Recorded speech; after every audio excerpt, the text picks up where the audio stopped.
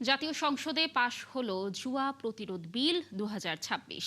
এতে জুয়া, অনলাইন জুয়া, বাজি বা পণ, ম্যাচ ফিক্সিং, স্পট ফিক্সিং সহ মোট ২৪ ধরনের বিষয় উল্লেখ করা হয়েছে।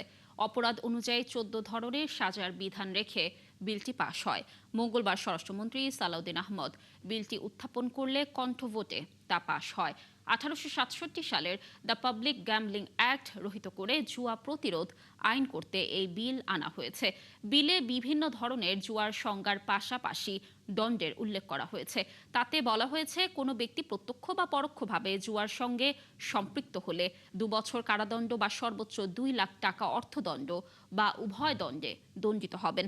অনলাইন জুয়া বা দূরবর্তী জুয়ার সঙ্গে সম্পৃক্ত হলে ৫ বছর কারাদণ্ড বা সর্বোচ্চ ১ কোটি টাকা অর্থদণ্ড বা উভয় দণ্ডে দণ্ডিত হবেন। কেউ অনলাইন বেটিংয়ে সম্পৃক্ত হলে সর্বোচ্চ ৭ বছর কারাদণ্ড বা সর্বোচ্চ ৫ কোটি টাকা অর্থদণ্ড বা উভয় দণ্ডে দণ্ডিত হবেন।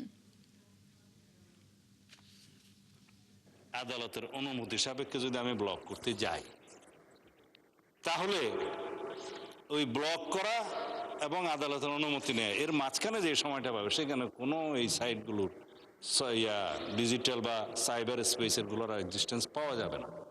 এগুলো তাৎক্ষণিকভাবে ডিলিট হয়ে যাবে, প্রমাণ বিলুপ্ত হয়ে যাবে। সেই জন্য এক্ষেত্রে আদালতের অনুমতি নিয়ে সেটা ব্লক করা, এইটা রাখা আইনের জন্য প্রায়োগিকভাবে এটা সম্ভব হবে না।